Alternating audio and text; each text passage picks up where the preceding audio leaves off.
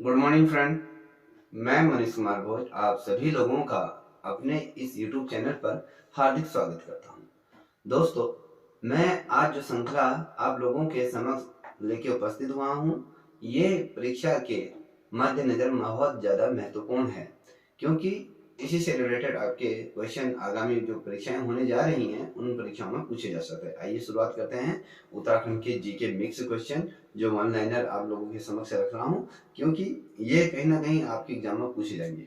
इसमें पहला जो क्वेश्चन आप लोगों के मैं समक्ष रखूं, उसमें कहा गया है कि पांचवी विधानसभा में महिलाएं हैं। देखिए, जब उत्तराखंड के अंतर्गत जब पांचवी जो विधानसभा विधानसभा के जब चुनाव हुए थे, विधानसभा हुई थी, तब उसके अंदर कितनी महिलाओं यहाँ पर निर्वाचित होके आई थी। तो अगर हम बात करें तो यहाँ पर 5 ये महिलाएं चुन के हुई आई थी पांचवी विधानसभा के अंतर्गत। अगर मैं बात कहूँ वर्तमान समय में उत्तराखंड के मुख्यमंत्री कौन है, आप सभी को पता होगा, पुष्कर सिंह धामी जी हैं। और पुष्कर सिंह धामी ने जो उपचुनाव जो जीता था, वो किस जगह से जीता था। देखिए, उप उपचुनाव चुनाव की अगर बात करते हैं तो इन्होंने जो जीता था आपके चंपावत से ये लड़े थे। और किस इन्होंने ऐसे कौन से व्यक्ति हैं जिन्होंने इनके लिए अपनी जो सीट थी, विधायकी की जो सीट थी, उन्होंने इस मुख्यमंत्री जी के लिए छोड़ी थी। क्वेश्चन क्या बनता है, ये बनेगा कि पुष्कर सिंह धामी के लिए उत्तराखंड में ऐसा कौन सा विधायक है जिसने चंपावत के जो चंपावत सीट से उनके लिए सीट छोड़ी थी। ठीक है, क्वेश्चन इस प्रकार से भी बन सकता है, पुष्कर सिंह धामी के लिए चंपावत में किसने सीट छोड़ी। देखिए, ये जो हैं आपके कैलाश हैं, गैत तौड़ी करके इनका नाम है। वर्तमान समय में इनको, जब इन्होंने विधानसभा की ये सीट त्यागी थी मुख्यमंत्री जी के लिए, इनको वर्तमान समय में वन विभाग का अध्यक्ष बना दिया गया है। वन विभाग का ये अध्यक्ष इनको बना दिया गया है। भारी भरकम ये विभाग है, जहाँ पर आप ये कहें उत्तराखंड का भारी भरकम ये विभाग है, क्योंकि इसका अध्यक्ष होना अपने आप में बहुत बड़ी बात है। क्योंकि ये तमाम या ऐसा कहें ये कि पैसों से संबंधित बहुत बड़ा विभाग है, जहाँ पर पैसों का बहुत बड़ा हेर फेर किया जा सकता है। ये नहीं कह रहा हूँ कि ये कर रहे हैं, मगर ये मोटा विभाग है, जैसे PWD हो गया, जल निगम हो गया, ये तमाम जो विभाग होता है ये बहुत बड़े, अगर हम कहें जो भ्रष्टाचार होता है इन्हीं विभागों में सारथी रूप में होता है। अब देखिए, पांचवी जो विधानसभा के लिए जब ये वोटिंग हो रही थी, या कहें पांचवी विधानसभा में पहली ये महिला विधानसभा अध्यक्ष किसे चुना गया है, तो क्वेश्चन क्या बनता है, इसका आंसर आपको ये पता होगा कि इस समय जो उत्तराखंड की जो विधानसभा अध्यक्ष वर्तमान समय में कौन है, तो ये रितु खंडूरी हैं। अगर इनका जो ये कहाँ से चुन के हुए आए थे, विधायकी के रूप में कहाँ से चुन के आई थी, तो ये कोटद्वार से ये विधायक रही, तो वहाँ से चुन के आई थी। तो उत्तराखंड की ये पहली महिला अध्यक्ष का बनने का गौरव इन्हें प्राप्त हुआ है, जो रितु खंडूरी हैं। देखिए, ठीक है, अगला क्वेश्चन की बात करूँ मैं आपसे, तो ये है, किसे गली गली छू नाम से जाना जाता है। गली गली छू नाम से जाना जाता है। ये गोयास गोगिया पाशा करके इनका नाम है, ये एक जादूगर है। देखिए, गली गली, देखिए इनका नाम है गली गली गली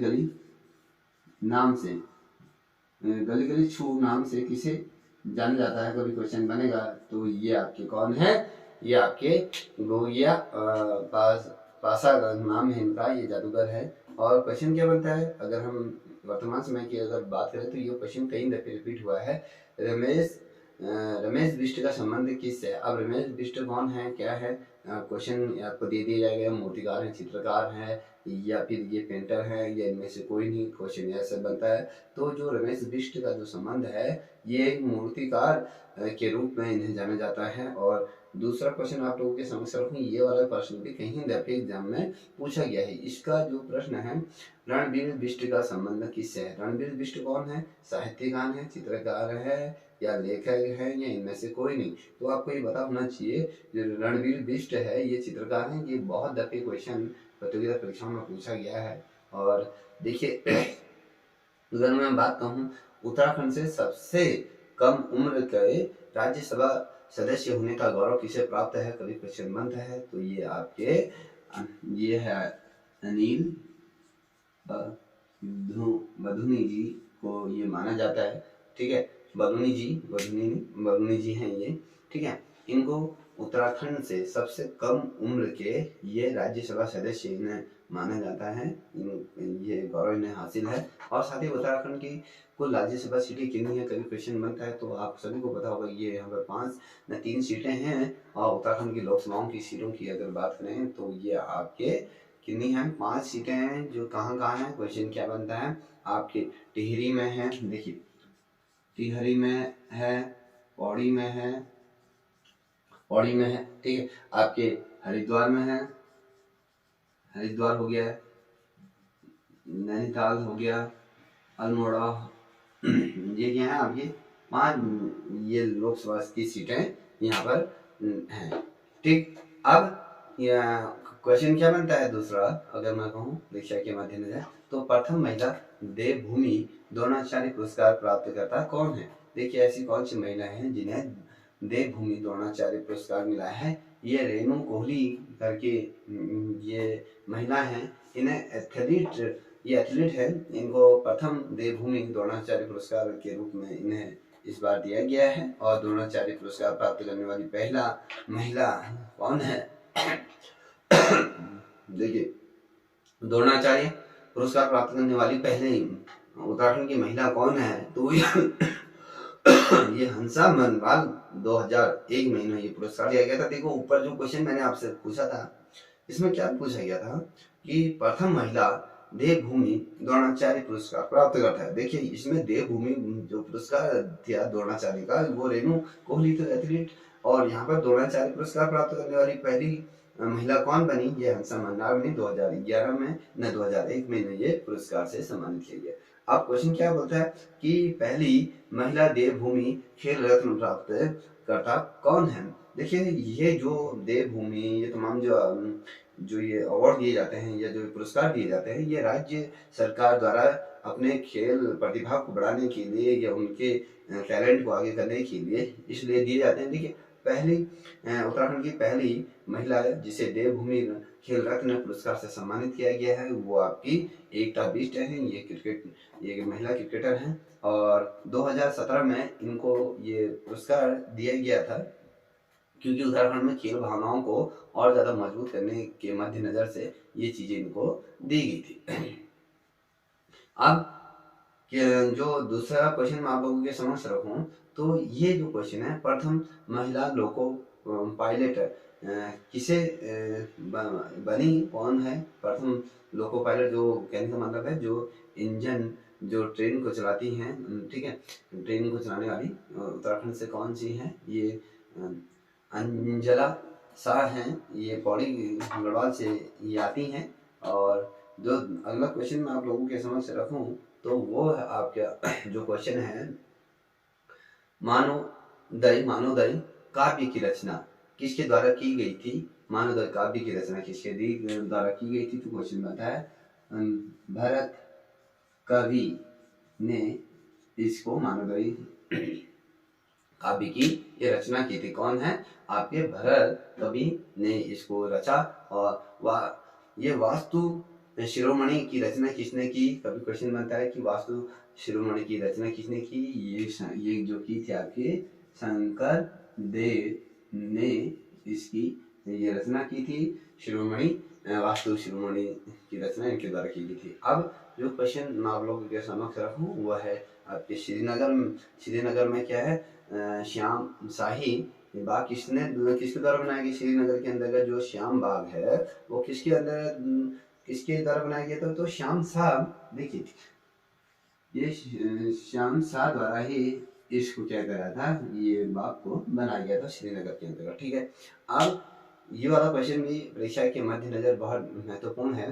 ये क्वेश्चन इस प्रकार से है, देखिए किस राजा ने या कहें उत्तराखंड के किस राजा की अलकनंदा में डूबने से मृत्यु हो गई थी। उत्तराखंड का ऐसा कौन सा शासक था जिसकी अलकनंदा में डूबने से मृत्यु हो गई थी। वो श्याम शाही थे, जिन्होंने ऊपर क्या बनाया था, मैंने कहा था ना, जो शाही बाग बनाया था जिनके द्वारा, तो श्याम शाही बाग जिनके द्वारा बनाया गया था, वही शासक थे जिनकी अलकनंदा में डूबने से क्या हो गई थी, मृत्यु हो गई थी। देखिए, और इसी से रिलेटेड एक क्वेश्चन और बनता है कि इसे बिलासी राजा कहा जाता था, उसके नाम से कौन जाना जाता था। जो बिलासी राजा को श्याम शाह को ही ये बिलासी राजा के रूप में जाना जाता था, और अलकनंदा में डूबने से भी इन्हीं की मृत्यु हुई थी। और क्वेश्चन क्या बनता है दूसरा कि गढ़वाल का मोहम्मद बिन तुगलक किसे कहा जाता है। देखिए, गढ़वाल का मोहम्मद बिन तुगलक किसे कहा जाता है, तो आपके श्याम शाही हैं, जिनकी 60 रानियां इनकी थी, ऐसा इतिहास में वर्णन है। ये जो श्याम शाह है ना, इनकी 60 रानियां हैं। देख लिए, 60 रानियां ये रखने वाले ये शासक रहे, जिन्हें मोहम्मद बिन तुगलक की नाम से इन्हें जाना जाता है। और अगला क्वेश्चन में रखूं तो किस पवार शासक ने सर्वप्रथम स्वयं की मुद्रा उत्तराखंड में चलाई थी, तो वो आपके लखनदेव थे, जिनके द्वारा उत्तराखंड में पहली दफे अपनी मुद्रा का प्रचलन किया गया था। ठीक है, अब देखिए किसे अंचलित या कहें कथा शिल्पी साहित्यकार के रूप में ये जाना जाता है। देखिए, उत्तराखंड के अंतर्गत इसे आंचलिक या कहें फिर कथा शिल्पी साहित्यकार के रूप में जाना जाता है। तो आपको पता होना चाहिए, ये आपके शैलेश मटियानी जी को इस रूप में जाना जाता है, जिन्हें शिल्पी साहित्य कला के रूप में इन्हें जाना जाता है, कथा शिल्पी साहित्य के रूप में इन्हें उत्तराखंड में जाना जाता है। देखिए दूसरा है अटारिया मेला कहाँ लगता है, तो अटारिया मेला जो लगता है आपके, ये रुद्रपुर के अंतर्गत ये मेला का आयोजन होता है। और अगर मैं अगला प्रश्न आप लोगों के समक्ष रखूं, तो वो प्रश्न आपका है कि मछली पकड़ने का मौन मेला लगता है। जो मौन मेला लगता है, जहाँ पर इस दिन क्या होता है, मछलियों को पकड़ा जाता है नदियों से। तो एक उत्तराखंड में एक ऐसा दिन होता है जिस दिन कई ऐसे उत्तराखंड के ऐसे कई ऐसे जनपद हैं, जहाँ पर जनपदों के अंदर जो गांव है, वहाँ पर इस प्रकार की प्रथा है कि मछली पकड़ने का एक समय निर्धारित होता है। जैसे कि यहाँ पर मछली पकड़ने का मौन मेला लगता है, जो जौनपुर टिहरी में ये लगता है, उस समय यहाँ पर मछलियों को पकड़ा जाता है। ठीक है, अब क्वेश्चन क्या बनता है, कुमाऊं का युद्ध प्रधान मेला है। अब कुमाऊं का ऐसा कौन सा युद्ध प्रधान मेला लगता है, वो छोलिया लगता है, छोलिया युद्ध से संबंधित है। ये देखिए, युद्ध कुमाऊं का युद्ध प्रधान मेला लगता है, छोलिया मेला ये लगता है, जहाँ पर छोलिया अपने कर्तव्य यज्ञ के हैं, उसमें जो तलवार और ढाल से संबंधित ये नृत्य का ये प्रदर्शन करते हैं। ठीक है, अब क्वेश्चन क्या बनता है, क्वेश्चन आपसे ये पूरा हो सकता है कि ब्रह्म गुफा या भीम गुफा किस स्थान पर स्थित है। आपको पता है केदारनाथ के मध्य में ये स्थित है। और उत्तराखंड में संरक्षित आरक्षित क्षेत्र कितने हैं, आपको पता होना चाहिए कि यहाँ पर संरक्षण आरक्षित क्षेत्रों की अगर हम बात करें तो ये 4 हैं। आशियान बैराज जो 2005 में इसे देहरादून को इसे रामसर का दर्जा भी इसे प्राप्त हुआ है। और साथ ही आपको झिलमिल आरक्षित क्षेत्र है, जो 2005 में से हरिद्वार में बनाया गया है। और पावलगढ़ जिसे आरक्षित क्षेत्र अगर हम बात करें 2012 में इसे नैनीताल में स्थापित किया गया था। और नैना देवी आरक्षित क्षेत्र है, 2015 में नैनीताल जनपद के अंतर्गत इसको क्या किया गया था, रखा गया था। अगर हम बात करें अगले प्रश्न की, तो वह कौन सा स्थान है जहाँ पर विदेशी पक्षियों के लिए ये प्रसिद्ध स्थल माना जाता है उत्तराखंड में। ये आसान बैराज है, जहाँ पर विदेशी पक्षियों का यहाँ पर आगमन होता है, यहाँ पर उनका उनका प्रजनन तमाम चीज़ें इत्यादि होती है, ठीक है।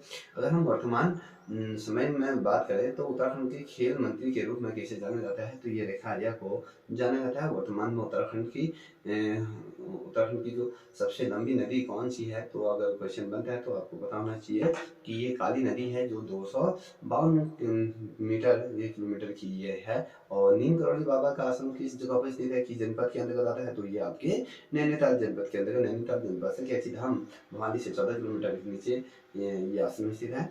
और क्वेश्चन क्या बनता है, दूसरा क्वेश्चन ऐसे भी बन सकता है दोस्तों कि कौन सा पर्वत अलग अलग दिशाओं से अलग अलग दिखाई देता है। एक ऐसा पर्वत है जो उत्तराखंड के अलग अलग दिशाओं से, ये अलग अलग भांति से दिखाई देता है। ये जो पर्वत है इसे त्रिशूल पर्वत के रूप से जाना जाता है, ये चमोली जनपद के अंतर्गत स्थित है। अब अगर मैं बात करूं पत्रिका का भीष्म पितामह किसे माना जाता है, पत्रिका के क्षेत्र में, जैसे मैंने आपको उत्तराखंड से संबंधित तमाम चीजें पढ़ाई थी, तो पत्रिका का जो भीष्म पिता के रूप में जो जाना जाता है, विशंबर दत्त चंदोला जी को जाना जाता है। पत्रिका के क्षेत्र में भीष्म पिता का दर्जा प्राप्त हुआ है। और काशीपुर के अंतर्गत जो प्रेम सभा की स्थापना किसके द्वारा की गई थी या किस वर्ष की गई थी, तो 1914 में जो गोविंद बल्लभ पंत जी हैं, जो भारत रत्न जिन्हें प्राप्त है, उनके द्वारा ये काशीपुर में प्रेम सभा की क्या की गई थी, स्थापना की गई थी। और चाई शील बुग्याल कहाँ स्थित है, क्वेश्चन बनता है, तो ये उत्तरकाशी जनपद के अंदर स्थित है दोस्तों, ठीक है। अब जो मैं आप लोगों से जो क्वेश्चन रखने जा रहा हूँ, ये क्वेश्चन तो नॉर्मली पूछा जाता है। आप सभी को पता होगा कि गर्जा देवी का मंदिर कहाँ स्थित है, रामनगर नैनीताल जनपद के अंतर्गत है। वसुंधरा जलप्रपात किस जनपद के अंतर्गत है, तो ये चमोली जनपद के अंतर्गत। जियारानी बांध किस नदी पर बना है, क्वेश्चन बनता है, तो आपको पता होना चाहिए ये गौरा नदी नैनीताल जनपद के अंतर्गत ये स्थित है। और पार्वती ताल कहाँ स्थित है, जो पार्वती ताल है तो ये कैलाश से संबंधित है, ये छोटा कैलाश तमाम चीजें, तो ये पिथौरागढ़ जनपद के अंतर्गत है, ठीक है। और पिथौरागढ़ में जो जौल जेबी का जो मेले की जो शुरुआत हुई थी, किसके द्वारा की गई थी, कब हुई थी इसकी शुरुआत, तो ये गजेंद्र बहादुर द्वारा इसकी प्रारंभ किया गया था। 14 नवंबर 1914 से इस जौलजीबी मेले का उत्तराखंड के पिथौरागढ़ जनपद में इसका प्रारंभ हुआ था। और जौलजीबी मेला किन नदी के संगम में ये लगता है, किस नदियों के संगम में लगता है, तो ये काली और गोरी नदी के मध्य में ये लगता है। अगर हम बात करें पंचेश्वर बांध किस नदी के संगम पर स्थित है, तो पंचेश्वर बांध की अगर हम बात करें तो ये देखने को मिलेगा आपको, जो ये काली और सरयू नदी है पिथौरागढ़ के अंतर्गत, तो वहां पर ये पंचेश्वर बांध का निर्माण किया जाना है। और कालागढ़ बांध की नदी पर है, तो ये बनता है, तो ये आपके पश्चिमी रामगंगा कोटद्वार के अंतर्गत इस को स्थापित किया गया है। दोस्तों अगर मैं बात करूं, अगर जीवन में आप लोगों को यदि सफल होना है, तो इन 5 बातों को हमेशा अपने जहन में रखिएगा, इन 5 बातों को अपने दिमाग में बैठा लीजिएगा। लोग क्या कहेंगे, इस चीज़ का फर्क नहीं पड़ना चाहिए आपको। मुझसे नहीं हो पाएगा, ये भी नहीं होना चाहिए। और मेरा मूड नहीं है, इस चीज़ को भी त्याग देना चाहिए। मेरी तो किस्मत ही खराब है। चौथा पॉइंट अगर बात करूं तो इस चीज़ को भी नेगलेक्ट कीजिएगा। और 5वां अगर पॉइंट है, ये आप सभी लोग इस प्रकार की मानसिकता रखते होंगे, जो नहीं रखता है उसके लिए बहुत अच्छी बात है। मेरे पास टाइम ही नहीं है, तो ये बहाने नहीं होने चाहिए कि मेरा लोग क्या कहेंगे, मुझसे नहीं हो पाएगा, मेरा मूड खराब है, और साथ ही मेरी किस्मत ही खराब है, और मुझसे नहीं हो पाएगा, मेरे पास टाइम नहीं है, ये तमाम चीज़ें नहीं सोचनी चाहिए आप लोगों को, ठीक है। अब अगर मैं बात करूँ अगला, दूध सागर से ज्ञात होता है क्या है, उत्तम दास ये है। सिंगोरी मिठाई के लिए प्रसिद्ध है, ये कौन सी जगह सिंगोरी मिठाई के लिए प्रसिद्ध है, बहुत से लोग कहेंगे कि अल्मोड़ा बालघर जो मिठाई के लिए प्रसिद्ध है। दोस्तों मगर जो सिंगोरी जो मिठाई के लिए जो प्रसिद्ध है, आपको टेहरी है, टेहरी के अंतर्गत ये सिंगोरी मिठाई बनाई जाती है। और 5 सड़कों का चौराहा कौन सा है, ये चंबा को माना जाता है। 5 चौराहे वाला जो सड़क माना जाता है, ये आपके चंबा को माना जाता है। टेहरी बांध का डिजाइन किसने बनाया था, जेम्स बून द्वारा इसका बनाया गया था। और टेहरी बांध को लेकर रूस के साथ क्या समझौता हुआ था, कब हुआ था, ये 1886 में ये समझौता हुआ था। दोस्तों जो ये संकलन है हमने आप लोगों के समक्ष रखी, ये परीक्षा के दृष्टिकोण से बहुत ज़्यादा महत्वपूर्ण है। यदि आप लोगों ने इस श्रृंखला को सही तरीके से पढ़ लिया, तो निश्चित रूप से आपका जो सिलेक्शन है, वो सिलेक्शन आपका 100% हो के रहेगा, ठीक है दोस्तों। आज की श्रृंखला यहीं तक। यदि आप लोगों को ये श्रृंखला पसंद आई होगी, तो प्लीज़ इस चैनल को भी सब्सक्राइब करें, साथ ही अपने दोस्तों को भी साझा करें। तब तक के लिए इतना ही। जय हिंद, जय भारत, जय उत्तराखंड।